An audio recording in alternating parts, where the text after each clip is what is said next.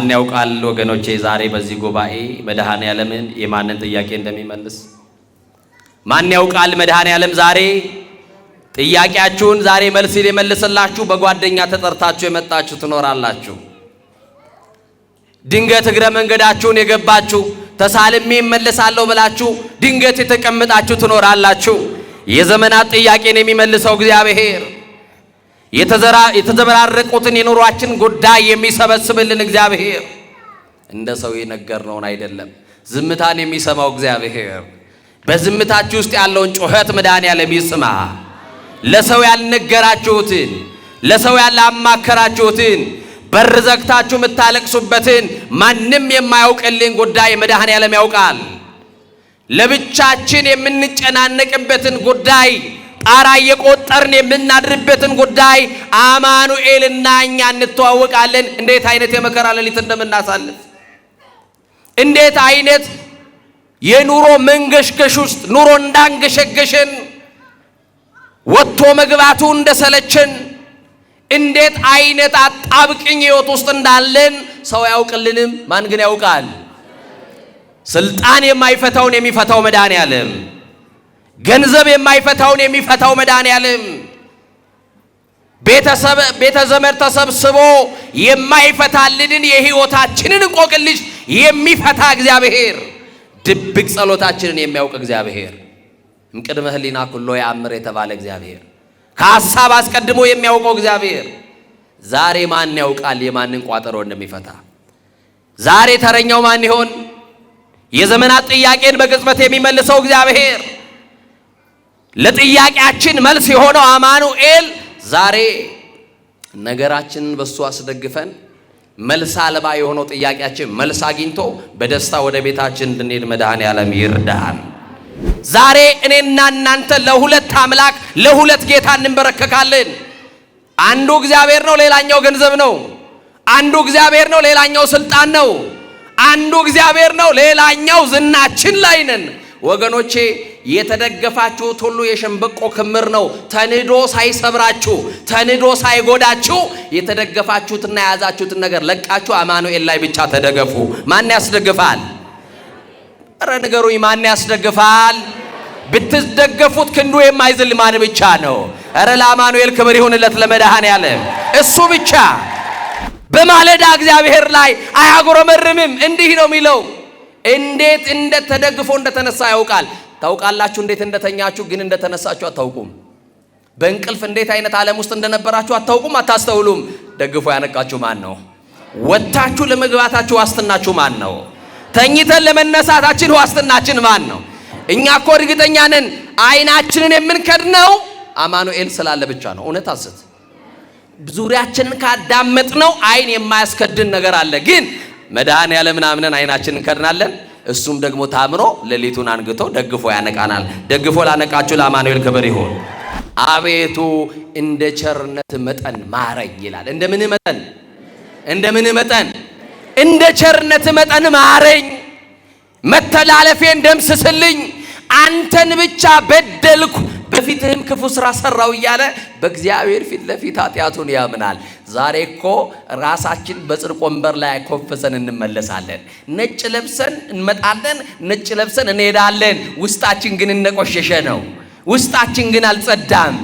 ሐሜት አለ ውስጣችን፣ ጥላቻ አለ ውስጣችን፣ መለያየት አለ ውስጣችን፣ መከፋፈል አለ ውስጣችን፣ ዘረኝነት አለ ውስጣችን፣ ብሔርተኝነት አለ ውስጣችን፣ ጎሰኝነት አለ ውስጣችን። ሰፊ ሀገር ይዘን መንደር ወርደናል። እንዲህ ባለ ቆሻሻ ማንነት ውስጥ ነጭ ያለበሰን ከክብራችን የተነሳ አይደለም። ነጭ ያለበሰን አማኑኤል እንደ ምሕረቱ ብዛት ነው። አማኑኤል ሸፍኖልን ነው። መድኃኔዓለም ከድኖልን ነው እንጂማ ስራችን በእግዚአብሔር ፊት ቢገለጥ መስህ ኃጢአትን ትታቀብ እግዚኦ እግዚኦ መኑ ይቀውም ቅድሜከ አይደል ያለው። ኃጢአትን ብትጠባበቅ በፊት ማን ይቆማል እኮ ነው ያለው። እግዚአብሔር ኃጢአታችንን ቢቆጥርብን ኖሮ በእግዚአብሔር ፊት ባለሞገስ ሆኖ የሚቆም ማንም የለም። ተሸፍኖልን ግን ቆመናል። እንደው ጊዜው እስቲ ቢሰጠን እንደው የሰው ኃጢአት ለመቁጠር በቂ ነው። ያውን ያለን ቀሪ ሂሳብ ቀሪ እድሜያችን የሰው የምናወራበት ይሆን? ስለ ራሳችን ኃጢአት የምናለቅስበት ነው ወገኖች። ግድ የላችሁ እኛን በድል ይሆናል፣ እኛን እናጠፋ ይሆናል፣ እኛን ደክም ይሆናል። ግን ሁሉ ስለ ራሱ ቢያለቅስ ጥሩ ነው። እየሰማችሁ ነው? ቅዱስ መጽሐፍ የሚናገረው አንዱ የአንዱን ሸክም ይሸከም ይላል። እየሰማችሁ ነው? እግዚአብሔር በደላችን ስላልቆጠረ ነው። አሁን ሰይጣን ሲባል የት አባቱ እኔ የገሌ ልጅ ብላችሁ ነው የምትፎክሩት አይደል? ሰይጣን ሲባል እኔ የማርያም ልጅ፣ እኔ የገልዬ ልጅ፣ በቃ በባዶ ፉከራ። ደርግ ትቶት በሄደው በአብዮቱ ዘመን ፉከራ ሰይጣን አይገለበጥም። ሰይጣን የሚገለበጠው፣ ሰይጣን የሚሸነፈው በአምልኮ በመድኃኔዓለም ፊት ለፊት ስንንበረከክ ነው። ለማ ስንንበረከክ? ለማ ስንንበረከክ? ለሥላሴ ስንንበረከክ። ሰይጣን የአድማ የምቀኝነት የተንኮል የስም ማጥፋት ሰፌር ላይ እያበጠረን ነው።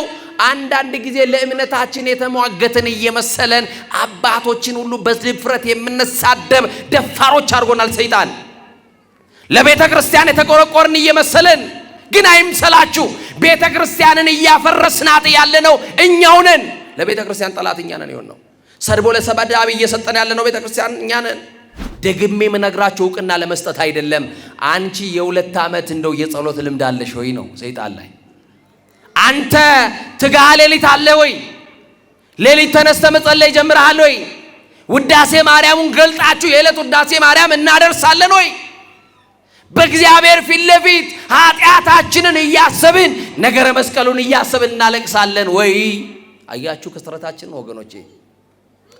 ጠላት ዲያብሎስ እንቅልፍ የሌለው የ7500 ዓመት የተንኮልና የውጊያ ልምድ አለው። እኔና እናንተ ግን የ1 ዓመት እንኳን የጸሎት ልምድ የለንም። ሰኞ የጀመረውን ውዳሴ ማርያም ማክሰኞ ላይ ቢዚ ነን ብለን እንከድነዋለን። ሮብ ላይ እንደዛ እንለዋለን። የሆነ ቀን ትዝ ሲለን ወይ ህመም ሲሰማን እንገልጠዋለን። አያችሁ ጠላታችን ዲያብሎስ ግን ቀንና ሌሊት እኛና እናንተን ከእግዚአብሔር ጋር ሊለያይ ይሰራል። ስለዚህ ነቅተን የምንጸልይበት ጊዜ ነው። እግዚአብሔር የሚያነቃቃው መንፈስ ለሁላችን ያደርጋል። ስለዚህ ባጭሩ የጸሎት ልምድ ከሌለን፣ የስግደት ልምድ ከሌለን፣ የምጽዋት ልምድ ከሌለን፣ በቅድስና ማንመላለስ ከሆነ ስመ ክርስትና እንጂ ሕይወተ ክርስትና የለንም ማለት ነው። ገብረ ማርያም እህተ ማርያም ተብለናል፣ ስሙን ይዘነዋል። ሕይወተ ክርስትና ግን የለንም። አያችሁ ክርስትና በየበዓላት ጊዜ ለብሰን ኋላ ሳጥን የምንቆልፍበት የክት ልብስ አይደለም። ሁል ጊዜ የምናጌጥበት የሕይወት ልብስ ነው። ክርስትና ከዳኑ በኋላ የሚሞቱት ሞት አይደለም፣ ከሞት በኋላ የሚኖሩት ሕይወት ነው። እግዚአብሔርን በድያለሁና ወዮልኝ ብሎ ዳዊት አዘነ። ግዴላችሁም ኃጢአት በሰራችሁበት ሌሊት ስታለቅሱ ታድራላችሁ፣ ሲነጋ ግን መጥታችሁ ንስሐ የምትገባላችሁ ወይ? ኃጢአት በሰራንባት ምሽት ላይ ይጸጽተናል። ስናለቅስ ስናነባ እናድር ይሆናል። ሲነጋ ግን ለንስሐ ከመጣን እውነተኛ ክርስቲያኖች ነን ወገኖች። ቸነፈሩንም በሽታውንም ጦርነቱንም ረሃቡንም የቱንም አልመርጥም፣ ምሕረቱ ብዙ ነውና በእግዚአብሔር እጅ ላይ ልውደቅ፣ በሰው እጅ ግን አልወድቅም አለ። የዳዊት ምርጫ ማን እጅ ላይ መውደቅ ነው? አገራችን ራሷ በማን ላይ ትውደቅ? ኑሯችሁ በማን እጅ ላይ ይውደቅ? ትዳራችሁ በማን እጅ ላይ ይውደቅ? የዘመመው ጎጇችሁ የሚስተካከለው ማን ላይ ሲወድቅ ነው? አቤት እግዚአብሔር ላይ መውደቅ ረፍት አለው። ለዚህ ነው በመዝሙር 90 ላይ በልዑል መጠጊያ የሚኖር አለ። ማንን ተጠግቶ የሚኖር? በልዑል መጠጊያ የሚኖር ሁሉን በሚችል አምላክ ጥላ ውስጥ ያድራል። እግዚአብሔርን አንተ መተማመኛዬ እለዋለሁ አለ እኮ። መተማመኛችሁ ማን ነው? ወጥቶ ለመግባታችሁ እኮ ዋስትና የላችሁም። ዋስትናችን ማን ነው? ተኝተን ለመነሳታችን ዋስትናችን ማን ነው? እግዚአብሔር ሆይ በድያለሁና ፊትህን መልስ ብሎ ወደ እግዚአብሔር ጮኸ። እግዚአብሔርም የምህረት ፊቱን መለሰ። የምህረት ፊቱን ይመልስልህ። የምህረት ፊቱን መለሰ። ሰይፈ መዓቱን መዞ የነበረውን መልአክ እንዲህ አለው፣ ከእንግዲህ በቃ አለው። ለኢትዮጵያውያን ከእንግዲህ ስደቱን በቃ ይበለን። ለኢትዮጵያውያን ጦርነቱን እግዚአብሔር ከእንግዲህ በቃ ይበለን። ከእንግዲህ ለኢትዮጵያውያን መለያየቱን በቃ ይበለን። ጥላቻውን በቃ ይበለን። መከፋፈሉን መገዳደሉን እግዚአብሔር በቃ ይበለን። ከእንግዲህ በቃ ሰይፌን ወደ ሰገባው መልሰው፣ ለዳዊት ምሕረት አድርጌለታለሁ። ምሕረቱ ብዙ ነውና በእግዚአብሔር እጅ ላይ ምን ልበል? ምን ልበል? ልውደቅ። ስለዚህ ከወደቅን በማን እጅ ላይ እንውደቅ? ነገሮቻችሁን ሁሉ የምትጨነቁበትን የምትተክዙበትን ለብቻችሁ የምትቆዝሙበትን ጉዳያችሁን ሁሉ ለመድኃኔዓለም ስጡ። እሱ ችግራችሁን ያቀላል። ትከሻችሁ ላይ ያለውን ቀንበር ሊያነሳላችሁ የታመነ ነው። ክብርሽ ገናና ነው ለዘላለም። በስመ አብ ወወልድ ወመንፈስ ቅዱስ አሃዱ አምላክ ዘላለም ሥላሴ።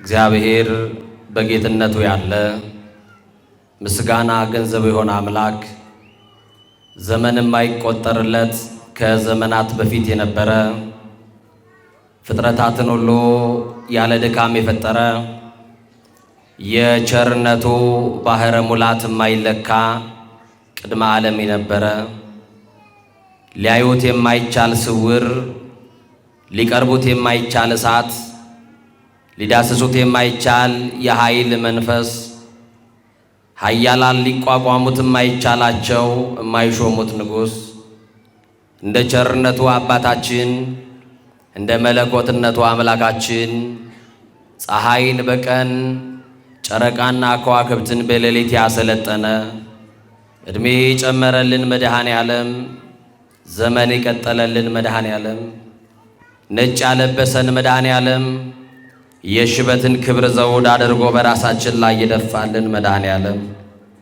በማያኖሩ ሰዎች መካከል የሚያኖረን መድኃኔዓለም ወጥተን ስንገባ ተኝተን እስክንነሳ የማይለየን መድኃኔዓለም በአደባባይ የነበረው ታሪካችንን በጓዳ የከተተልን መድኃኔዓለም ገመና ሸፋኝ ጓዳ ከታች ከባት ያበሳ የሆነው የድንግል ልጅ አካላዊ ቃል ኢየሱስ ክርስቶስ ለስም አጠራሩ ክብርና ምስጋና አምልኮና ውዳሴ ለገናናው ስሙ ይሁን። ኃጢአት በደላችንን በምሕረቱ ከድኖ በይቅርታው አደባባይ ሸፍኖ ያቆመን አማኑኤል አምላካችን ለስም አጠራሩ ክብርና ምስጋና ለአምላካችን ይሁን። ለቃል ርደት ለሥጋም እርገት መሰላል የሆነች የአዲስ ኪዳን ኪሩብ ከሰማይ የረቀቀች ዳግሚት ሰማይ በቀደመ ልመናዋ ፍጥረት የምታስምር አዛኝ የጻድቃን ወዳጅ የኃጥአን አማላጅ እናታችን መመኪያችን አማላጃችን በረሃብ ዘመን በልተን የጠገብንባት መሶባችን ድንግል ማርያም በጥማት ዘመን ጠጥተን የረካንባት ጽዋችን ድንግል ማርያም ልብሳችንም ጉርሳችንም ድንግል ማርያም ዘመዳችን ወገናችን ድንግል ማርያም የምንመካባት የመመኪያችን ዘውድ ድንግል ማርያም ዲያብሎስን ድል የነሳንባት የድል አክሊላችን ድንግል ማርያም የምንመረጎዝባት በትረ ሃይማኖታችን ድንግል ማርያም ገነት መንግሥተ ሰማያት የገባንባት በራችን ድንግል ማርያም የሕይወት እንጀራ የቀረበባት አማናዊት መሶብ ድንግል ማርያም ከፍ ከፍ ያልንባት መታያችን ድንግል ማርያም ከሞት ወደ ሕይወት የተሸጋገርንባት ድልድያችን ድንግል ማርያም ከኃጢአት ስጥመት የዳንባት መርከባችን ድንግል ማርያም በመላእክት በደቂቀ አዳም በልዑላኑ በትሑታኑ በሰማይና በምድር ንግሥት ውድስት የሆነች ድንግል ማርያም መርገመ ሥጋ መርገመ ነፍስ የሌለባት ድንግል ማርያም በረከተ ሥጋ በረከተ ነፍስ እያማለደች የምታሰጥ ድንግል ማርያም ሥላሴ ክብር የክብር ክብር ያጎናጸፏት ድንግል ማርያም የሕይወት መሰላል ከመንጸፈ ደይን ወደ ገነት ከሐሳር ወደ ክብር ከጨለማ ወደ ብርሃን የወጣንባት እናታችን አዛኝቷ የመድኃኔ ዓለም እናት የኔና ያንቺ እናት ድንግል ማርያም የጭንቅ አማላጅ እንባችንን ያበሰችልን በጭንቅ ቀናችን ያረጋጋችን ወላዲተ አምላክ ክብሯ ከፍ ያለ ነው፣ የገነነ ነው። አመስግኗት። እጃችሁ እንኳን ለማርያም እንዴት እንደሳሳ ባላቅም በጣም ሳስቷል። የምትወዷት በቀራንዮ አደባባይ እንደ ብራና ተወጥሮ የሞትን ማሰሪያ የቆረጠልን የሞትን መውጊያ የቆረጠልን በከበረ ደሙ ፈሳሽነት የተቤዠን ከዘላለም ሞት ያስመለጠን አማኑኤል አምላካችን ለመድኃኔ ዓለም ክብር ይሁንለት። ከፍ አድርጋችሁ አመስግኑ። ማን የከበረ ይሁን? ማን ያውቃል? ወገኖቼ ዛሬ በዚህ ጉባኤ መድኃኔ ዓለምን የማንን ጥያቄ እንደሚመልስ ማን ያውቃል? መድኃኔ ዓለም ዛሬ ጥያቄያችሁን ዛሬ መልስ ሊመልስላችሁ በጓደኛ ተጠርታችሁ የመጣችሁ ትኖራላችሁ። ድንገት እግረ መንገዳችሁን የገባችሁ ተሳልሜ እመለሳለሁ ብላችሁ ድንገት የተቀመጣችሁ ትኖራላችሁ። የዘመናት ጥያቄን የሚመልሰው እግዚአብሔር የተዘበራረቁትን የኑሯችን ጉዳይ የሚሰበስብልን እግዚአብሔር እንደ ሰው የነገርነውን አይደለም። ዝምታን የሚሰማው እግዚአብሔር በዝምታችሁ ውስጥ ያለውን ጩኸት መድኃኔዓለም ይስማ። ለሰው ያልነገራችሁትን ለሰው ያላማከራችሁትን በር ዘግታችሁ የምታለቅሱበትን ማንም የማያውቅልን ጉዳይ መድኃኔዓለም ያውቃል። ለብቻችን የምንጨናነቅበትን ጉዳይ ጣራ የቆጠርን የምናድርበትን ጉዳይ አማኑኤልና እኛ እንተዋወቃለን። እንዴት አይነት የመከራ ሌሊት እንደምናሳልፍ እንዴት አይነት የኑሮ መንገሽገሽ ውስጥ ኑሮ እንዳንገሸገሸን ወጥቶ መግባቱ እንደሰለችን እንዴት አይነት አጣብቅኝ ሕይወት ውስጥ እንዳለን ሰው ያውቅልንም። ማን ግን ያውቃል? ስልጣን የማይፈታውን የሚፈታው መድኃኔዓለም፣ ገንዘብ የማይፈታውን የሚፈታው መድኃኔዓለም፣ ቤተ ዘመድ ተሰብስቦ የማይፈታልንን የሕይወታችንን እንቆቅልሽ የሚፈታ እግዚአብሔር፣ ድብቅ ጸሎታችንን የሚያውቅ እግዚአብሔር፣ እምቅድመ ህሊና ኩሎ ያምር የተባለ እግዚአብሔር፣ ከሐሳብ አስቀድሞ የሚያውቀው እግዚአብሔር ዛሬ ማን ያውቃል የማንን ቋጠሮ እንደሚፈታ? ዛሬ ተረኛው ማን ይሆን? የዘመናት ጥያቄን በቅጽበት የሚመልሰው እግዚአብሔር፣ ለጥያቄያችን መልስ የሆነው አማኑኤል ዛሬ ነገራችንን በሱ አስደግፈን መልስ አልባ የሆነው ጥያቄያችን መልስ አግኝቶ በደስታ ወደ ቤታችን እንድንሄድ መድኃኔዓለም ይርዳን። ሊቃውንት ለአእምሮ ዋዘኞች ለጆሮ እግዚአብሔር ደግሞ ለልብ ይናገራል። ሊቃውንት ለአእምሮ ከነገሩን ዋዘኞችም ለጆሮ ካወሩልን የልብ ወዳጃችን እግዚአብሔር ለልባችን የሚነግረን ይበልጣል። ከአለት በላይ የጠነከረው ልባችንን በፍቅሩ መዶሻ ሰብሮ የሚረባንን የሚጠቅመንን የሚያስተምረን እግዚአብሔር እናንተን አስቀምጦ ከሁላችሁ የማንሰውን እኔን ታናሹን ከፊታችሁ አቆሞ የረቀቀውን አጉልቶ የራቀውን አቅርቦ ምስጢር ገልጦ ጌታ መንፈስ ቅዱስ ሁላችንንም ያስተምረን። የትምህርታችን መነሻ የምናደርገው በአንደኛ ዜና መዋዕል ምዕራፍ 21 ቁጥር 13 ላይ ያለውን መለኮታዊ ሐሳብ በማንሳት ይሆናል። ቃሉ እንዲህ ይላል፣ ምሕረቱ ብዙ ነውና በእግዚአብሔር እጅ ላይ ልውደቅ ይላል። እስቲ ከኔ ጋር በሉ፣ ምሕረቱ ብዙ ነውና በሉ። በጣም ብዙ ህዝብ ነው ያለውና እንደው አስቸገረን እንዳትሉ በማርያም እህቶቼ፣ እስቲ እናንተ እስቲ በሉ ቀደሙና፣ ወንዶች ዝም በሉ። ምሕረቱ ብዙ ነውና፣ አያችሁ እንደ ንብ ነው ድምጻቸው፣ እንዳትበለጡ ኋላ እናንተ ስሙ በደንብ። ምሕረቱ ብዙ ነውና በሉ እስቲ። በእግዚአብሔር እጅ ላይ ልውደቅ። ምኑ ብዙ ነውና? እሺ ወንድሞቼ ቀጥሉ። ምሕረቱ ብዙ ነውና። አረ እነሱ አስበለጠ መሰለኝ። አዳላህ እንዳትሉኝ። ምሕረቱ ብዙ ነውና በእግዚአብሔር እጅ ላይ ልውደቅ። ምኑ ብዙ ነውና? ከወደቅን በማን እጅ መውደቅ ይሻለናል? ውድቀታችሁን በሚፈልጉ ሰዎች እጅ ላይ አማኑኤል አይጣላችሁ። ጉድጓድ በሚቆፍሩላችሁ ክፉ ሰው እጅ ላይ እግዚአብሔር አይጣላችሁ። አንድ ጊዜ እጄ ላይ በገባ ብሎ ቀን በሚጠብቅልህ ክፉ ሰው እጅ ላይ አይጣል። ከወደቅን የማን እጅ ይሻለናል? ብንወድቅ የሚያነሳን የማን እጅ ብቻ ነው? ለመውደቅ ስንፍገመገም የሚደግፈን ማን ብቻ ነው? የዘመመው ጎጆአችንን ያቆመልን ማን ብቻ ነው? በፈረሰው ቅጥራችን ላይ ሙሉ ሆኖ የሚቆምልን ማን ብቻ ነው? ኧረ አማኑኤል ነው። ክብር ለስሙ ይሁን። መድኃኔዓለም ብቻ። ይሄንን ቃል የተናገረው ልበ አምላክ ቅዱስ ዳዊት የተናገረው ቃል ነው። ዳዊት ባለ አእምሮ ነው።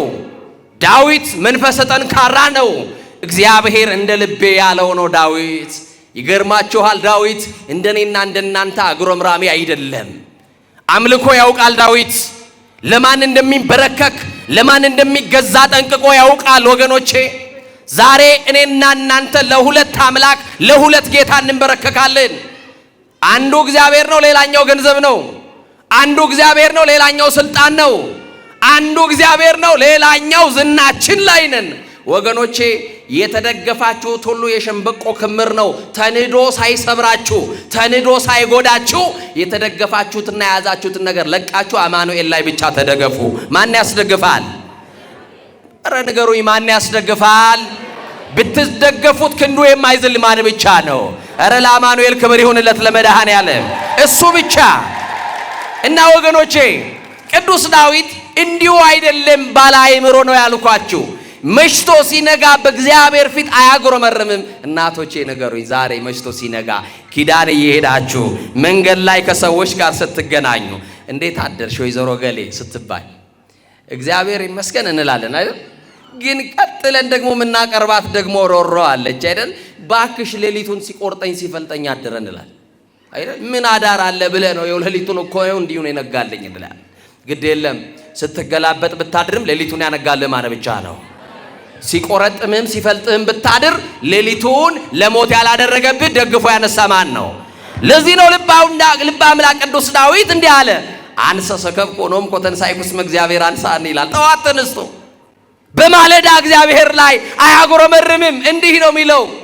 እንዴት እንደተደግፎ እንደተነሳ ያውቃል። ታውቃላችሁ እንዴት እንደተኛችሁ፣ ግን እንደተነሳችሁ አታውቁም። በእንቅልፍ እንዴት አይነት ዓለም ውስጥ እንደነበራችሁ አታውቁም፣ አታስተውሉም። ደግፎ ያነቃችሁ ማን ነው?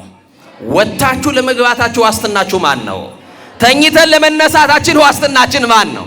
እኛ እኮ እርግጠኛ ነን አይናችንን የምንከድነው አማኑኤል ስላለ ብቻ ነው። እውነት አስት ዙሪያችንን ካዳመጥነው አይን የማያስከድን ነገር አለ። ግን መድኃኔዓለምን አምነን አይናችንን እንከድናለን። እሱም ደግሞ ታምኖ ሌሊቱን አንግቶ ደግፎ ያነቃናል። ደግፎ ላነቃችሁ ለአማኑኤል ክብር ይሁን። እና ዳዊት አንሰ ሰከብኩ ሆኖምኩ ወተንሳይኩስ እግዚአብሔር አንሳኒ፣ እኔ ተኛው እስቲ በሉ አንቀላፋው እግዚአብሔር ደግፎኛልና ነቃው። ስለዚህ ጠዋት ስትነሱ ማጉረምረሙን ተውትና እንዴት አደርሽ ስትባሉ አንድዬ ደግፎኝ ተነሳው በሉ እስቲ። ደግፎ ያነሳችሁ፣ ደግፎ ያደረሳችሁ፣ ደግፎ የጠበቃችሁ አማኑኤል ክብር ለስሙ ይሁን። መድኃኔዓለም ደግፎ ይበሉ፣ መልአኩ ከልሎ ይበሉ፣ በክንፎቹ ጋርዶ ይበሉ። ሰዎች ሲጠይቋችሁ አንዳንድ ጊዜ እኮ ይሞታሉ ብለው የሚወራረዱብን ሰዎች አሉ። ይሄንን ዓመት አያልፍም ብለው የሚወራረዱብን ሰዎች አሉ። እኔ ከመወረውረው ካመለጠ ብለው የሚዝቱብን ሰዎች አሉ። ይኸውላችሁ እንደ ገዳዮችማ ቢሆን ተገድለን አልቀናል። እንደማን ግን አለን? እንደ ማቸርነት አለን። ባለ ብዙ ምሕረት በሆነው በእግዚአብሔር እጅ ላይ ስለተደገፍን በሱ እጅ ላይ አለን። ወገኖቼ ቅዱስ ዳዊት ይሄ ብቻ አይደለም፣ እግዚአብሔር ኃጢአትን ይቅር የሚል ከባቴ አበሳ ግምና ሸፋኝ ነውርን የሚከድን እንደሆነ ሲገባው ብፁዓን ለተሐድገሎሙ ኃጢአቶሙ እያለ በእግዚአብሔር ፊት እንዲህ ይናገራል። ኃጢአታቸውን ይቅር ያላቸው ሰዎች ብፁዓን ናቸው። በደላቸውን ያላሰበባቸው ያልቆጠረባቸው ሰዎች ምስጉን ናቸው፣ ብፁዓን ናቸው ይላል። ወገኖች የተሸፍኖልን ነው እዚህ የገባ ነው። እውነት አሰት እኔ ባይሸፈንልኝ እዚህ አልቆምም። ማምላክ ምስክሬ፣ ስንት ጉድ አለብኝ፣ ስንት ነውር አለብኝ። ነውሬን ከድኖ በምሕረቱ ግን ያቆመኝ አማኑኤል ነው። ዳዊት ይሄ ሲገባው እንዲህ አለ። ገና ወደ እግዚአብሔር ቤተ መቅደስ ሲመጣ እኔ ግን አለ በማርያም በሉ እናንተ ድምፃችሁን ከፍ አድርጉ። በምሕረት ብዛት ወደ ቤት እገባለሁ። በምን ብዛት? አረ ነገሩኝ፣ በምን ብዛት? ስለዚህ እዚህ ያለ ነው ምሮን እንጂ መርምሮን አይደለም። ክብር ለስሙ ይሁን። ምሕረት የተደረገልንን ይቅር የተባልንን ኃጢአታችን የተከደነልን ሰዎች ነን። ዳዊት ይሄ ብቻ አይደለም። ዳዊትን ጥያቄ ብትጠይቁት ለአንተ ትልቅ ምንድነው ተብሎ ቢጠየቅ የዳዊት መልስ ይገርመኛል። አሁን ለአንቺ ትልቅ ምንድነው ብዬ ብጠይቅሽ ለአንተ ትልቅ በዚህ ምድር ላይ ምንድነው ብል በጣም ብዙ ነገሮች ልትደረድሩልኝ ትችላላችሁ። ቅዱስ ዳዊት ግን መዝሙር 48 ላይ አብይ እግዚአብሔር ይላል። እግዚአብሔር ትልቅ ነው ይላል። እስቲ እግዚአብሔር ትልቅ ነው በሉ ወገኖች። ከኑሯችን መግዘፍ በላይ እግዚአብሔር ምንድነው? አዎ በኑሮ ያለው ውጣ ውረድ ኑሯችንማ የተራራን ያክል ገዝፎ እየታየ መከራችን የተራራን ያክል ገዝፎ ታይቶን መውጣት የማንችለው ተራራ ከፊት ለፊታችን ይደቀናል። ከተራራው በላይ ግን እግዚአብሔር ምንድነው? ከኑሯችን በላይ ማን ትልቅ ነው? እግዚአብሔር ትልቅ ነው። ትልቁ እግዚአብሔርን ይዛችሁ ምን ታጣላችሁ? ከትልቁ ከእግዚአብሔር ጋር ተጣብቃችሁ ምን ይጎልባችኋል? አማኑኤልን ይዛችሁ መድኃኔ ዓለምን ይዛችሁ የሁሉ ባለቤት ላይ ተደግፋችሁ የሁሉ ባለቤት ጋር እየተንበረከካችሁ ምን ታጣላችሁ? ምን ይጎልባችኋል? ወገኖቼ እና ይገርማችኋል። ዳዊት ደግሞ እንደ ዳዊት ኃጢአቱን በእግዚአብሔር ፊት የሚያምን ደግሞ የለም። ኃጢአትን በእግዚአብሔር ፊት እንደ ዳዊት የሚያምን የለም። እንዲህ ይላል፣ አቤቱ እንደ ቸርነት መጠን ማረኝ ይላል። እንደምን መጠን? እንደምን መጠን? እንደ ቸርነት መጠን ማረኝ፣ መተላለፌን ደምስስልኝ፣ አንተን ብቻ በደልኩ፣ በፊትህም ክፉ ስራ ሰራው እያለ በእግዚአብሔር ፊት ለፊት ኃጢአቱን ያምናል። ዛሬ እኮ ራሳችን በጽድቅ ወንበር ላይ ኮፈሰን እንመለሳለን። ነጭ ለብሰን እንመጣለን፣ ነጭ ለብሰን እንሄዳለን። ውስጣችን ግን እንደቆሸሸ ነው። ውስጣችን ግን አልጸዳም። ሐሜት አለ ውስጣችን፣ ጥላቻ አለ ውስጣችን፣ መለያየት አለ ውስጣችን፣ መከፋፈል አለ ውስጣችን፣ ዘረኝነት አለ ውስጣችን፣ ብሔርተኝነት አለ ውስጣችን፣ ጎሰኝነት አለ ውስጣችን። ሰፊ ሀገር ይዘን መንደር ወርደናል። እንዲህ ባለ ቆሻሻ ማንነት ውስጥ ነጭ ያለበሰን ከክብራችን የተነሳ አይደለም። ነጭ ያለበሰን አማኑኤል እንደ ምሕረቱ ብዛት ነው። አማኑኤል ሸፍኖልን ነው። መድኃኔ ዓለም ከድኖልን ነው እንጂማ ስራችን በእግዚአብሔር ፊት ቢገለጥ መስህ ኃጢአትን ትታቀብ እግዚኦ እግዚኦ መኑ ይቀውም ቅድሜከ አይደል ያለው። ኃጢአትን ብትጠባበቅ በፊት ማን ይቆማል እኮ ነው ያለው። እግዚአብሔር ኃጢአታችንን ቢቆጥርብን ኖሮ በእግዚአብሔር ፊት ባለሞገስ ሆኖ የሚቆም ማንም የለም። ተሸፍኖልን ግን ቆመናል። ይሄንን ነገር እንዳትረሱ ወገኖቼ። የሰማችሁኝ ነው? ተሸፍኖልን ይቆም ነው። ይገርማችኋል። አንዳንድ ጊዜ እግዚአብሔር ይቅር ያለን ሰዎች ነን። እየሰማችሁኝ ነው? ዛሬ መድኃኔ ዓለምን የምናገለግለው ይቅርታውን ስለምናውቅ ነው። ብዙ በደላችን ስለተተወልን ነው። ብዙ ኃጢአታችን ስለተሰረዘልን ነው። እንደ ምሕረቱ ብዛት በምሕረቱ ብዛት ስለተጎበኘን ነው። ባለ ብዙ ምሕረት በሆነው በአማኑኤል ስለተጎበኘን ነው። አንዳንድ ሰዎች በድፍረት አባትነታችንና ክህነታችንን ይረሱና በውስጥ መስመር ይጽፉልናል። እየሰማችሁኝ ነው? በጣም ነውር የሆኑ ነገሮች ፕሮፋይላቸው ሲታይ የእመቤታችን ስዕል አለው። ፕሮፋይላቸው ሲባል የኢትዮጵያ ኦርቶዶክስ ተዋሕዶ ቤተክርስቲያን አርማ አለው። ወገኖቼ ራእይ ዮሐንስ ላይ እንዲህ ይላል። የሰማችሁኝ ነው? ዲያብሎስም ይላል የስድብ አፍ ተሰጠው። ክርስቲያን የሚሳደብበት አፍና ልሳን አልተሰጠውም። የሰማችሁኝ ነው? እንደው ጊዜው እስቲ ቢሰጠን እንደው የሰው ኃጢአት ለመቁጠር በቂ ነው። ያውን ያለን ቀሪ ሂሳብ ቀሪ እድሜያችን የሰው የምናወራበት ይሆን? ስለ ራሳችን ኃጢአት የምናለቅስበት ነው ወገኖች። ግድ የላችሁ። እኛን በድል ይሆናል፣ እኛን እናጠፋ ይሆናል፣ እኛን ደክም ይሆናል። ግን ሁሉ ስለ ራሱ ቢያለቅስ ጥሩ ነው። እየሰማችሁ ነው? ቅዱስ መጽሐፍ የሚናገረው አንዱ የአንዱን ሸክም ይሸከም ይላል። እየሰማችሁ ነው? እግዚአብሔር በደላችን ስላልቆጠረ ነው። ሌላው ቅዱስ ዳዊት ህመም ሲሰማው እንዲህ ብሎ ይጸልያል። እስቲ ህመም ሲሰማችሁ ምን ብላችሁ ምትጸልዩ? እሰይ የኔ እናት ምን አሉ እናታችን? የሰማችሁ ንገሩኝ። አቤት ተሳለኒ እግዚኦ ተሳለኒ ይላል ቅዱስ ዳዊት። ማረኝ አቤቱ ማረኝ ይላል። እስቲ ሁላችሁ ማረኝ በሉ። አቤቱ ማረን በሉት። በቃ ይሄ እኮ ትልቅ ጸሎት ነው። አልጋ ያላዝን በሽተኞች ነን፣ መድኃኔ ዓለም ይማረን እና ማረኝ እያለ በእግዚአብሔር ፊት የሚጸልየው ልበ አምላክ እንደ ልቤ የተባለው ቅዱስ ዳዊት እግዚአብሔርን አሳዘነው ይላል። ማንን አሳዘነው? ወገኖቼ ወዳጃችሁን ስታሳዝኑ፣ ወንድማችሁን ስታሳዝኑ ይቅር ባብሉኝ፣ አስታርቁኝ፣ ሸምግሉኝ ትሉ ይሆናል። ከመድኃኔ ዓለም ብትጣሉ ግን ወዴት ነው የምትሄዱት? መሄጃ አለን? ዳዊት ኃጢአት ሰራ፣ እግዚአብሔርን አሳዘነው። ምንድነው ዳዊት የሰራው ኃጢአት ካላችሁ በተነሳንበት የትምህርት ክፍል አንደኛ ዜና መዋዕል ምዕራፍ 21 ቁጥር 1 ጀምረን እናነባለን። እንዲህ ብሎ ይጀምራል። ከኔ ጋር ናችሁ? ሰይጣን በእስራኤላውያን ላይ ተነሳሳ ብሎ ይጀምራል። የታ አባቱ የመናት እስቲ ጥሩት ሰይጣን በሉ እስቲ በእስራኤላውያን ላይ ምን ነው ጥሩት ስላልኩ ፈራችሁ እንዴ? በእስራኤላውያን ላይ ተነሳሳ። ልክ ዛሬ በኢትዮጵያውያን ላይ እንደተነሳሳው ማለት ነው። ልክ በአንድነታችን ላይ እንደተነሳሳ፣ በአብሮነታችን ላይ አመድ ሊበትን እንደተነሳው፣ ሊከፋፍለን እንደተነሳው፣ ሊነጣጥለን እንደተነሳው፣ ፓርቲሽን እያካፈለ እንዳጣላን፣ ቋንቋችንን ሊያደበላልቅብን። ዛሬ ኢትዮጵያውያን የድሮ ኢትዮጵያውያን ነን። የድሮ ነው ፍቅራችን፣ የድሮ ነው መተማመናችን፣ የድሮ ነው መዋደዳችን። እንደ ድሮ ጎረቤት ሄዳችሁ ቁርስ ትበላላችሁ። የአንዱ ጎረቤት ቁርስ ከተበላ የሌላኛው ቤት ምሳ የሚበላበት ኢትዮጵያ እኮ ነበረ። በር ዘግቶ መብላቱን ማን አስተምሮ ነው ኢትዮጵያውያን? ሻክቶ የሚደፋ እህል ላይ ስስታም ያደረገን እንዴት ያለው አጋንንት ቢያገኘን ነው ወገኖች።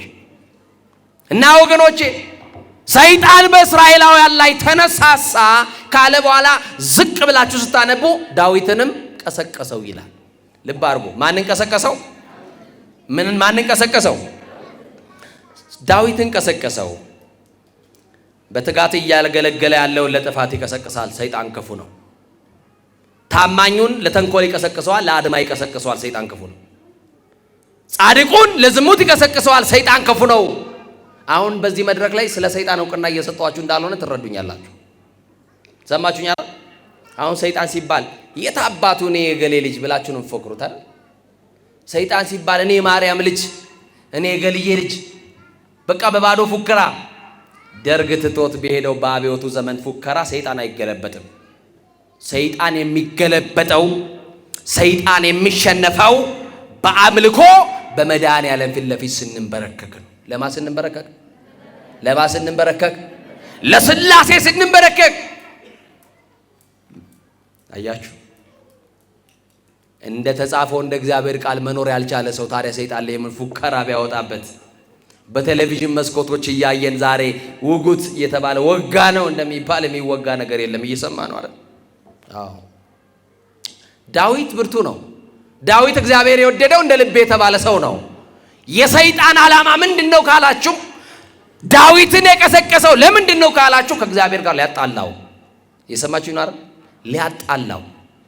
የወንድሞች ከሳሽ የተባለው አቧላ ሐሰት የተባለው ሰይጣን፣ ምንም እውነት የሌለበት የሐሰት አባት ሰይጣን ዳዊትን ቀሰቀሰው። ለርኩሰት ይቀሰቅሳል፣ ለዝሙት ይቀሰቅሳል፣ ሰው ለመግደል ይቀሰቅሳል፣ ለሐሜት ይቀሰቅሳል፣ ለጥፋት ይቀሰቅሳል፣ ለስርቆት ይቀሰቅሳል። ብቻ ዳዊትን ቀሰቀሰው። በጆሮው የሆነ ነገር ሹክ አለው። የሰማችሁኝ አይደል? በሉቃስ ወንጌል ምዕራፍ 19 ላይ በጣም የሚገርመኝ ቃል አለ። የክብር ባለቤት ለስም አጠራሩ ክብር ምስጋና ይግባውና አምላካችን መድኃኒታችን ኢየሱስ ክርስቶስ ደቀ መዛሙርቱ ተኝተው ያለ ቀሰቀሳቸውና እንዲህ አላቸው። ከኔ ጋር ናችሁ? ሰይጣን እንደ ስንዴ ሊያበጥራችሁ ለመነኝ አላቸው። ማን? ፈራችኋል? አይዟችሁ። የመድኃኔዓለም ደግሞ ምን ይፈራል? እስቲ ሰይጣን በሉ። እንደ ስንዴ ሊያበጥራችሁ ለመነኝ፣ እኔ ግን በሉ እምነታችሁ እንዳይጠፋ ከለከልኩላችሁ። አሁንም አበጣሪው መንፈስ ይከልክልልን። የዝሙቱ ሰፌር ላይ እንዳያበጥረን ይከልክልልን። የክፋቱ ሰፌር ላይ እንዳያበጥረን ይከልክልልን። የአድማ ሰፌር ላይ እንዳያበጥረን ይከልክልልን። የተንኮል ሰፌር ላይ እንዳያበጥረን አበጣሪው መንፈስ ይከልክልልና። ስንዴ እንዴት እንደሚበጠር እናቶቼ ታውቃላችሁ አይደለ? እንዴት የታደረሳችሁ እንደምትመልሱት፣ መከራውን አሳይታችሁ እንደምትመልሱት ሰፌር ላይ ታውቁታላችሁ። ይኸው ሰይጣን ዛሬ እንደ ስንዴ እያበጠረን ነው። የዝሙቱ ሰፌር ላይ ወጣቶች ንስሐ ገቡ። ሰይጣን የአድማ፣ የምቀኝነት፣ የተንኮል፣ የስም ማጥፋት ሰፌር ላይ እያበጠረን ነው። አንዳንድ ጊዜ ለእምነታችን የተሟገትን እየመሰለን አባቶችን ሁሉ በድፍረት የምንሳደብ ደፋሮች አድርጎናል ሰይጣን። ለቤተ ክርስቲያን የተቆረቆርን እየመሰለን ግን አይምሰላችሁ፣ ቤተ ክርስቲያንን እያፈረስናት ያለነው እኛው ነን። ለቤተ ክርስቲያን ጠላት እኛ ነን የሆነው። ሰድቦ ለሰባዳቢ እየሰጠን ያለነው ቤተ ክርስቲያን እኛ ነን። ኃጢአት ስንሰራ፣ በደል ስንሰራ ወደ ካህናት ጋር እንሄዳለን ራሳችን ልናሳይ። ለአንድ አባት ንስሐ ነግራችሁት ያ አባት እስኪሞት ድረስ በልቡ ይዞ በልቡ መቃብርነት ኃጢአታችሁን በሆዱ መቃብርነት ቀብሮ ይሞታል። ይሰማችሁ ነው አይደል? አንድ ቀን የሆነ ነገር ቢገኝብን ግን አይ እንዴት እንደምታረጉን በአደባባይ እንዴት እንደምትሰቅሉን። እግዚአብሔር አይቶ ማለፍን ያድለን፣ ሰምቶ ማለፍን ያድለን፣ ሰምቶ መቻለን ያድለን። ወገኖቼ ትዕግስተኞች ያድርገን እና ዳዊትን ቀሰቀሰው። አሁን በዚህ ውስጥ የስንት ዓመት የጸሎት ልምድ እንዳላችሁ ጥያቄ ጠይቃቸዋለሁ። መልሱን መልሱ ራሳቸው። ንስሐ ከገባሽ ስንት ዓመት ሆነሽ? መቁረብ ከጀመርክ ስንት ዓመት ሆነክ? ቤተ መቅደስ ገብተህ ማስቀደስ ከጀመርክ ስንት ዓመት ሆነ? ሰዓታት መቆም ከጀመርክ፣ ማይሌት መቆም ከጀመርሽ፣ ኪዳን እያስቀደሽ የኪዳኑን ጸሎት ከተካፈልሽ ስንት ዓመት ሆነሽ? ጫማ ወልቆም ቤተ መቅደስ ከገባ ስንት ዓመት ሆነ? ሰይጣን የ7500 ምናምን ዓመት የውጊያ የተንኮል የክፋት ልምድ አለው። አሁን ማወራላችሁ እንደ ተራ የምታዩትን ይሰማችሁኝ ነው። የስንት ዓመት ከቆጠራችሁት አዳምና ሔዋንን ካሳሳተበት የ7500 ዓመት የውጊያ የበረቱትን እንዴት አድርጎ እንደጣለ እናውቃለን። ታማኞቹን እንዴት አድርጎ እንደጣለ እናውቃለን። ደግሜ የምነግራችሁ እውቅና ለመስጠት አይደለም። አንቺ የ2 ዓመት እንደው የጸሎት ልምድ አለሽ ወይ ነው ሰይጣን ላይ። አንተ ትጋሃ ሌሊት አለ ወይ? ሌሊት ተነስተ መጸለይ ጀምረሃል ወይ? ውዳሴ ማርያሙን ገልጣችሁ የዕለት ውዳሴ ማርያም እናደርሳለን ወይ? በእግዚአብሔር ፊት ለፊት ኃጢአታችንን እያሰብን ነገረ መስቀሉን እያሰብን እናለቅሳለን ወይ? አያችሁ ክስረታችን ወገኖቼ። ጠላት ዲያብሎስ እንቅልፍ የሌለው የ7500 ዓመት የተንኮልና የውጊያ ልምድ አለው። እኔና እናንተ ግን የ1 ዓመት እንኳን የጸሎት ልምድ የለንም። ሰኞ የጀመረውን ውዳሴ ማርያም ማክሰኞ ላይ ቢዚ ነን ብለን እንከድነዋለን። ሮብ ላይ እንደዛ እንለዋለን። የሆነ ቀን ትዝ ሲለን ወይ ህመም ሲሰማን እንገልጠዋለን። አያችሁ ጠላታችን ዲያብሎስ ግን ቀንና ሌሊት እኛና እናንተን ከእግዚአብሔር ጋር ሊለያይ ይሰራል። ስለዚህ ነቅተን የምንጸልይበት ጊዜ ነው። እግዚአብሔር የሚያነቃቃው መንፈስ ለሁላችን ያደርጋል። ስለዚህ በአጭሩ የጸሎት ልምድ ከሌለን፣ የስግደት ልምድ ከሌለን፣ የምጽዋት ልምድ ከሌለን፣ በቅድስና ማንመላለስ ከሆነ ስመ ክርስትና እንጂ ሕይወተ ክርስትና የለንም ማለት ነው። ገብረ ማርያም እህተ ማርያም ተብለነዋል፣ ስሙን ይዘነዋል። ሕይወተ ክርስትና ግን የለንም። አያችሁ ክርስትና በየበዓላት ጊዜ ለብሰን ኋላ ሳጥን የምንቆልፍበት የክት ልብስ አይደለም። ሁል ጊዜ የምናጌጥበት የሕይወት ልብስ ነው። ክርስትና ከዳኑ በኋላ የሚሞቱት ሞት አይደለም፣ ከሞት በኋላ የሚኖሩት ሕይወት ነው። ዳዊትን እንዲህ አድርጎ ቀሰቀሰው። ይሄ ሕዝብ እኮ ያንተ ነው ብሎ ነገረው። ወገኖቼ እናንተ የማን ናችሁ? እናንተ የማን ናችሁ? በእጁ ያበጃጀን ማን ነው? እኛ የማን የእጁ ስራዎች ነን? እኛ የእግዚአብሔር ሸክላዎች ከሆንን በእኔና በእናንተ ሰውነት የሚያዝ መድኃኔዓለም ብቻ ነው። እውነት አስት እውነት አስት ሰይጣን ክፋቱን አያችሁ። ያንተ እኮ ህዝብ ነው አለውና ቁጠረው። ስንት ህዝብ እንደምትመራ ስንት ህዝብ እንደምታስተዳድርማ ማወቅ ያለብህ ብሎ ስታስቲክስ ታውቃላችሁ አይደል? የመጀመሪያውን ቆጠራ ሰይጣን ነገረው። ዳዊት ተነሳና ከዳን እስከ ቤርሳቤ ያለ ህዝብ ይቆጠርልኝ አለ። ዳዊትን የቀሰቀሰው ግን ማን ነው? መልሱልኛ። ሰይጣን። ከዛ ከዳን እስከ ቤርሳቤ ያለው ህዝብ ይቆጠር ብሎ አለ። ንጉስ ነው። ንጉስ አይከሰስ ሰማይ አይታረስ ይባላል አይደለ? እሱ አባባል ነው። ንጉስም በጥፋቱ ይከሰሳል፣ ሰማይም በመብረቅ ይታረሳል። እና ትእዛዝ ተቀበሉ። በአራት አቅጣጫ ቆጠራ ተጀመረ። በጣም የሚገርም ነው። 1,100,000 ህዝብ ሰዎች ከእስራኤል ተቆጠሩ። ስንት ሰው? 1,100,000 ሰዎች ከእስራኤል ተቆጠሩ። ስንት ህዝብ? ከይሁዳ ደግሞ 470,000 ሰዎች ተቆጠሩ። ከየት? ከይሁዳ። እና የይሁዳንና የሌዊና የብንያም ነገር ሳይቆጠሩ ቁጥሩ ይሄ ነው ብለው ለዳዊት ሄዱና አስታወቁት። ከዛ ዳዊት ንጉስ ነው፣ ስንት ደንገጡር እንዳለው ስንት ወንድ ስንት ሴት ስንት ሕፃን በሀገሩ እንዳለ ቁጥሩን ያውቃል። ይሄንን ያክል ሕዝብ እኮ ሰፍሬ የማበላ የማጠጣ ነኝ ሊል ነው።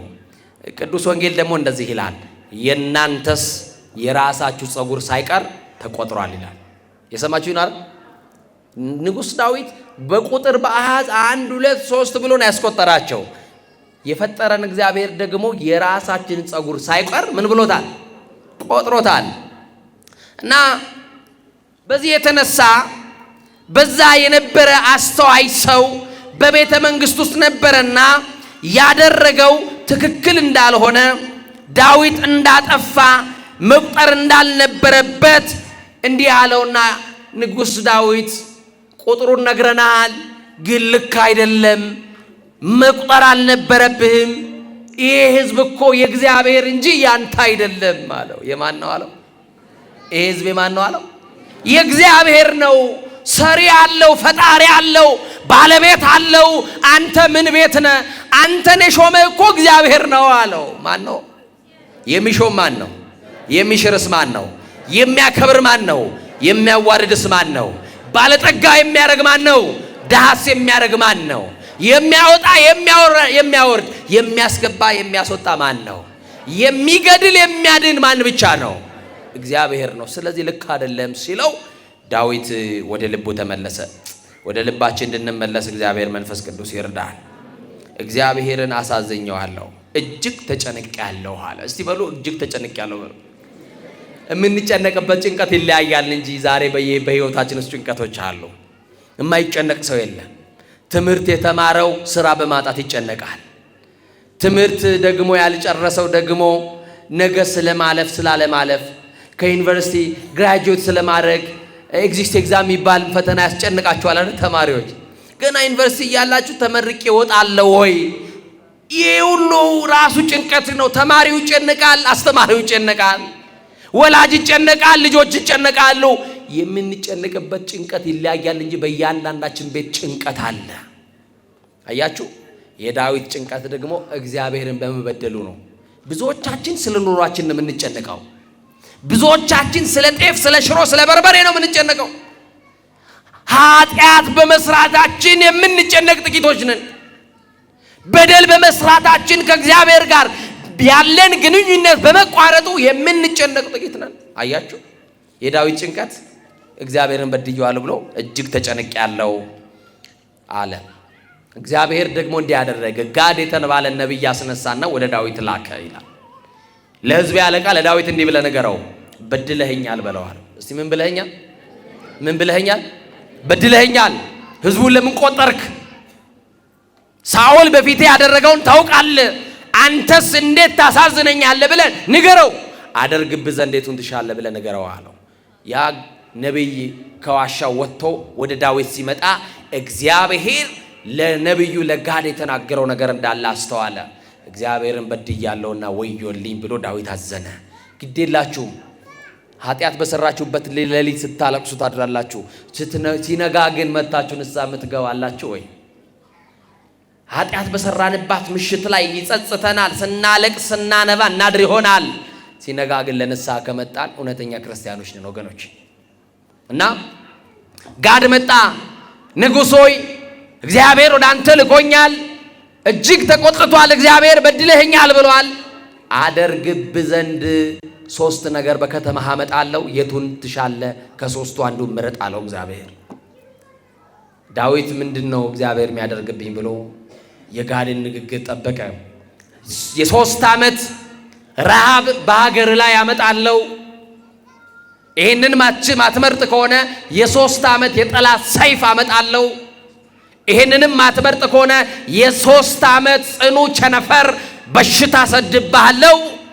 ከነዚህ ከ3ቱ አደርግብህ ዘንድ የቱን ትሻለህ? ምረጥ አለው። የቱን እንችለዋለን ምእመናን? አሁን ዛሬ በአመፅ ላይ አመፅ፣ በኃጢአት ላይ ኃጢአት እየደረብን፣ በርኩሰት ላይ ርኩሰት እየጨመርን እግዚአብሔር አደርግባችሁ የቱን ትሻላችሁ ቢለን የቱን እንላለን? ረሃቡን እንችላለን ወገኖቼ? ግድ የላችሁ መልሱ። እንችላለን ወይ? ያውም ከእግዚአብሔር የታዘዘውን ማን ይመልሰዋል ወገኖቼ? ማንም አይመልሰው። በሽታ ቢመጣ ከእግዚአብሔር ማን ይችለዋል? የዓለም ጠቢባን ቢረባረቡበት ከእግዚአብሔር የታዘዘውን ሰው አይፈውሰው። ቸነፈር ታዘዘ፣ ጦርነት ታዘዘ፣ የጠላት ሰይፍ፣ ጽኑ የሆነ የጠላት ሰይፍ አለ። ዳዊት ሦስቱንም አልመረጠም። እንዲህ ብሎ አለ፣ እግዚአብሔር መሐሪ እንደሆነ ያውቃል። ወመኑ መሐሪ ዘከማከ የተባለ እንዳንተ ያለ መሐሪ ማን ነው የተባለው? እግዚአብሔር ባለ ብዙ ምሕረት እንደሆነ ያውቃል። እስቲ ባለ ብዙ ምሕረት ነው በሉ። መድኃኒዓለምን ግነዩ ለእግዚአብሔር እስመ ኄር እስመ ለዓለም ምሕረቱ ቸር ነውና ምሕረቱ ለዘላለም ነውና አለ። ቸር ነው በሉ። መድኃኒዓለምን ምሕረቱ ለምንድን ነው ይላል? ለዘላለም ይሆን፣ ለዘላለም በየጊዜው ይቅር የሚል በየሰዓቱ በደልን የሚተው እግዚአብሔር ነው። እና ዳዊት እንዲህ አለ፣ ቸነፈሩንም በሽታውንም ጦርነቱንም ረሃቡንም የቱንም አልመርጥም፣ ምሕረቱ ብዙ ነውና በእግዚአብሔር እጅ ላይ ልውደቅ፣ በሰው እጅ ግን አልወድቅም አለ። የዳዊት ምርጫ ማን እጅ ላይ መውደቅ ነው? አገራችን ራሷ በማን ላይ ትውደቅ? ኑሯችሁ በማን እጅ ላይ ይውደቅ? ትዳራችሁ በማን እጅ ላይ ይውደቅ? የዘመመው ጎጇችሁ የሚስተካከለው ማን ላይ ሲወድቅ ነው? አቤት እግዚአብሔር ላይ መውደቅ እረፍት አለው። ለዚህ ነው በመዝሙር 90 ላይ በልዑል መጠጊያ የሚኖር አለ። ማንን ተጠግቶ የሚኖር? በልዑል መጠጊያ የሚኖር ሁሉን በሚችል አምላክ ጥላ ውስጥ ያድራል። እግዚአብሔርን አንተ መተማመኛዬ እለዋለሁ አለ እኮ። መተማመኛችሁ ማን ነው? ወጥቶ ለመግባታችሁ እኮ ዋስትና የላችሁም። ዋስትናችን ማን ነው? ተኝተን ለመነሳታችን ዋስትናችን ማን ነው? ስለዚህ ዳዊት በአውደ ኦርና መስዋዕት ሰዋ፣ አለቀሰ። እግዚአብሔር ሆይ እባክህን ፊትህን መልስልኝ፣ ይቅርታ ፈጥኖ ይደረግልኝ፣ በድያለሁ፣ አሳዝኛለሁ አለና ወደ እግዚአብሔር ሲያለቅስ ከተማዋን ሊያጠፋ የታዘዘ ሰይፈ መዓቱን መዞ የነበረ ለጥፋት የተላከ መልአክ ነበረ ይላል። ያ መልአክ በአንድ ቀን በአንድ ሌሊት 70,000 እስራኤላውያን በተኝነት ሞተው አድረዋል። በዳዊት በደል የተነሳ ስንት ሺህ ሰዎች? 70,000 እስራኤላውያን። ቀባሪ ጠፋ። ሁሉ ቤት ሐዘን ሆነ። ዛሬ ከሁሉ ቤት ለቅሶ አለ። ሁሉ መንደር ሐዘን አለ፣ ግን ለቅሶ ደራሽ የለም። አጽናኝ ግን የለም። እና ዳዊት በእኔ ኃጢአት የተነሳ ሕዝቤ እንዳያልቅ እግዚአብሔር ሆይ በድያለሁና ፊትህን መልስ ብሎ ወደ እግዚአብሔር ጮኸ። እግዚአብሔርም የምህረት ፊቱን መለሰ። የምህረት ፊቱን ይመልስልህ። የምህረት ፊቱን መለሰ። ሰይፈ መዓቱን መዞ የነበረውን መልአክ እንዲህ አለው፣ ከእንግዲህ በቃ አለው። ለኢትዮጵያውያን ከእንግዲህ ስደቱን በቃ ይበለን። ለኢትዮጵያውያን ጦርነቱን እግዚአብሔር ከእንግዲህ በቃ ይበለን። ከእንግዲህ ለኢትዮጵያውያን መለያየቱን በቃ ይበለን። ጥላቻውን በቃ ይበለን። መከፋፈሉን መገዳደሉን እግዚአብሔር በቃ ይበለን። ከእንግዲህ በቃ ሰይፌን ወደ ሰገባው መልሰው፣ ለዳዊት ምሕረት አድርጌለታለሁ ባለ ብዙ ምሕረት መሆኔን አምኖ። በነገራችን ላይ አንድ አባት እንዲህ ብለው ይጽፋሉ፣ የሰው ልጅ የእግዚአብሔር የምህረቱ ጥገኛ ነው ይላሉ። እስቲ የምህረቱ ጥገኞች ነን በሉ። አሁን የተጠጋ ነው ምኑን ነው? ምህረቱን ነው። ጠዋት በነበረኝ አገልግሎት ተናግሬያለሁ። ምናልባት ደግሜ ብናገረው ደስ ይለኛል። ቅዱስ ጴጥሮስን ታውቃላችሁ? ሊቀ ሐዋርያት ታውቁታላችሁ? ሊቀ ሐዋርያት ቅዱስ ጴጥሮስ በረከቱ ይደርብን። ያ የመንግስተ ሰማያት መክፈቻ የተሰጠው ቅዱስ ጴጥሮስ እና ቅዱስ ጴጥሮስ እንዲህ ለኢየሱስ ክርስቶስ አንድ ቀን በጣም ችኩል ስለነበረ ጥያቄ ጠየቀው። ቅዱስ ጴጥሮስ ጌታ ሆይ ንጉሥ እንደሆንክ አውቃለሁ። አማኑኤል ንጉሥ ነው አይደለም? መድኃኒዓለም ንጉሥ ነው አይደለም? ኢየሱስ ንጉሥ ነው አይደለም? ክርስቶስ ንጉሥ ነው አይደለም? ነው። በጣም የሚገርማችሁ ቅዱስ ዳዊት እግዚአብሔር እሰ ንጉሥ ውእቱ እምቅድመ ዓለም፣ እግዚአብሔር አስቀድሞ ከዓለም አስቀድሞ ንጉሥ ነው ብሎ ይናገርለታል። በጭብጨባ ያልተሾመ ንጉሥ፣ ሰማይና ምድር ሳይዘረጋ የነበረ ንጉሥ፣ ይሄን የሚታየውና የማይታየውን ዓለም አሳልፎ በንግስና ማማ ለብቻው የሚቀመጥ ንጉሥ አማኑኤል ነው፣ መድኃኒዓለም ነው። እና አማኑኤል የኔ ጌታ ንጉሥ እንደሆንክ አውቃለሁ። እኔ የማውቃቸው ነገስታቶች ደግሞ ቤተ መንግስት አላቸው፣ ዙፋን አላቸው፣ ወንበር አላቸው። አንተ እየተቀምጠ ነው ቆይ ዓለምን የምትገዛው ብሎ ጴጥሮስ ጠየቀው ጌታ። የጴጥሮስ ጥያቄ ትክክል ነው። ጠየቀው በቃ ጌታ። ጴጥሮስ እኔ ዓለምን የት እንደማስተዳድር ብነግርህ ትገረማለህ። ና ላሳይ አለውና መድኃኔዓለም እጆቹን ዘረጋ። የይቅርታ እጁን ይዘርጋልን፣ የምህረት እጁን ይዘርጋልን፣ የሰላም እጁን ይዘርጋልን፣ የበረከት እጁን ይዘርጋልን። ዘረጋለት ለጴጥሮስ እጆቹን እና እጁን ዘረጋና ወደ እጄ መዳፍ ተመልከት አለው። በአጭር ቁመት በጠባብ ደረት በሥጋ ማርያም የተገለጠው አንድዬ አማኑኤል ጎንበስ ብሎ ወደ እጆቹ መዳፍ ሲመለከት ዓለምን በሞላ አየ። እስክሪፕቶ በሰጣችሁ በእጃችሁ ላይ ወርልድ ማፕ ወይም አፍሪካ ማፕ በስዕል በካርታ አሳዩኝ ብላችሁ እጃችሁ ይበቃል? ለስዕል እንደው ይበቃል? አይበቃም። ምናልባት የኢትዮጵያን ካርታ ሳነሳችሁ እንደው ጂኦግራፊ በደንብ ጎበዝ የሆናችሁ ሰዎች አይደለ ታሳዩኝ ይሆናል። እንደው ከዛ ውጭ አይሆንም። መድኃኔዓለም ለጴጥሮስ ሲያሳይ በካርታ አይደለም፣ በስዕል አይደለም፣ ዓለምን በመሃል እጁ አድርጎ አሳየው። ያውም የዓለም ሕዝብ ለመድኃኔዓለም ግማሽና አልሞላም። የሰማችሁ ነው። ለካ ሲሰፍረን እንዲያርጎ ይጨበጠናል። አያችሁ፣ አንዳንድ ቀን እያመጽንበት እምቢ እንላለን። የጨበጠን ቀን ግን እፍኛን ሆነ እና ጴጥሮስ ተገረመ። ወይኔ መድኃኔዓለም፣ ወይኔ ኢየሱስ የኔ ጌታ፣ ሳላውቅ አብሬ ከዋልክበት ውላለሁ፣ ካደርክበት አድራለሁ። ዓለምንማ እንደ እንቁላል ተንከባክበ በእጅ እንደያዝክ መቼ አወቅኩኝ። የተያዛችሁት በመድኃኔዓለም እጅ ላይ ነው፣ እንዳትፈሩ። የሚዝትባችሁ ጥርስ የሚነክስባችሁ የሚያስፈራራችሁ ሰው አለ። ግድ የላችሁም። እኔ የተያዝኩት በመድኃኔዓለም እጅ ላይ ነው በሉት። ጠላታችሁ በማን እጅ? ከያዘ በማይለቀው በማን እጅ? ካስገባ በማያስወጣው በማን እጅ? በማይጥለው በማን እጅ? በማይዝለው በማን እጅ? እስቲ በእጆቹ ስለተያዛችሁ አመስግኑት መድኃኔዓለም። በመድኃኔዓለም እጅ እና መድኃኔዓለም ለካ በእጅህ ነው እንደ እንቁላል የተያዝ ነው ብሎ ጴጥሮስ ጠየቀው። አዎ እንግዲህ እንዳየ ሆነው ዓለም ሲለው እባክህ አንድ ቀን ዓለምን ላስተዳድር ስጠኝ አለው። ይሆንለት ይሆን? እንደው አንድ ቀን ቢሰጠው ጴጥሮስ ምን ሊያደርገን ይችል ይሆን? በዛ ላይ ችኩል ነው ብያቸዋለሁ።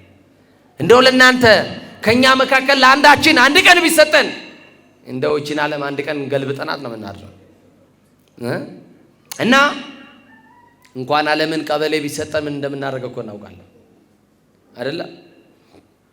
እና ይገርማችኋል ወገኖቼ፣ ጴጥሮስ ዓለምን ላስተዳድር ስጠኝ አልከኝ? አዎ፣ የሸክላ ብርጭቆ ውስጥ ውሃ ሞልተህ ሂድና ና አለው። ጴጥሮስ ደስ አለው። ዓለምን ለአንድ ቀን ልገዛ ነው ውሃውን ካመጣው በኋላ ብሎ ወንዝ ወረደና ውሃ ቀርቶ መጣ። ምን ሊገዛ? ምን ሊሰጠው በእጁ? ዓለም። ከዛ በኋላ ደስ ብሎት ጌታዬ ይኸውና አምጥቻለሁ በል ስጠኝ አለው። ኢየሱስ ቀጠለና እንዲህ አለው፣ በል ጴጥሮስ ጠጣው አለው። ምን በለው? ምን በለው? ውሃ ጠማኝ ብሎታል። በቃ ስጠጣው ነው የሚሰጠኝ ብሎ ጠበቀና ጴጥሮስ ቸኩሎ ሊጠጣ አፉ ላይ ሲያስቀምጥ እፍ አለበት መድኃኔዓለም።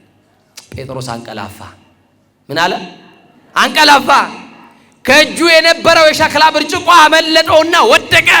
ሸክላ ብርጭቆ ከመሬት ሲወርቅ ድምፅ አለው። ከሽ የሚለው ድምፅ ከእንቅልፉ አነቀው። ጴጥሮስ ሲነቃ ውሃውን ጠጥቶታል። ጠጥቶታል። አየህ ጴጥሮስ አለው፣ እኔ ዓለምን የማስተዳድረው ስለማላንቀላፋ ነው። ላንተም አንድ ቀን ብሰጥ በእንቅልፍ ገልብጣ አታድር ነበረ አለው። ያልጠፋ ነው ከምሕረቱ የተነሳ ነው ብላችሁ አመስግኖት። ምሕረቱ ብዙ ነውና በእግዚአብሔር እጅ ላይ ምን ልበል? ምን ልበል? ልውደቅ። ስለዚህ ከወደቅን በማን እጅ ላይ እንውደቅ? ነገሮቻችሁን ሁሉ የምትጨነቁበትን፣ የምትተክዙበትን፣ ለብቻችሁ የምትቆዝሙበትን ጉዳያችሁን ሁሉ ለመድኃኔዓለም ስጡ። እሱ ችግራችሁን ያቀላል። ትከሻችሁ ላይ ያለውን ቀንበር ሊያነሳላችሁ የታመነ ነው። አርዑት ሰናይ ወጾር ቀሊል ውእቱ ኢየሱስ ክርስቶስ። እሱ ቀላል ሸክም የለዘበ ቀንበር ተብሏልና ቀንበራችሁ ሊሰብር ሸክማችሁን ሊካፈልላችሁ የወደደ እናንተ ደካሞች ሸክም የከበደባችሁ ወደ እኔ ኑ እኔ ደግሞ አሳርፋችኋለሁ ብሏልና ባለ ብዙ ምሕረት ከሆነው ከመድኃኔዓለም ጋር ተጣብቀን እረፍት እንድናገኝ እንደተጻፈው እንደ እግዚአብሔር ቃል ኖረን የበደልን ክሰን የቀማን መልሰን የተጣላን ታርቀን ንስሐ ገብተን የጌታችን የመድኃኒታችን የኢየሱስ ክርስቶስ ቅዱስ ሥጋው ክቡር ደሙን ተቀብለን መንግሥቱ እንድንወርስ ሥላሴ በቸርነቱ ይርዳን።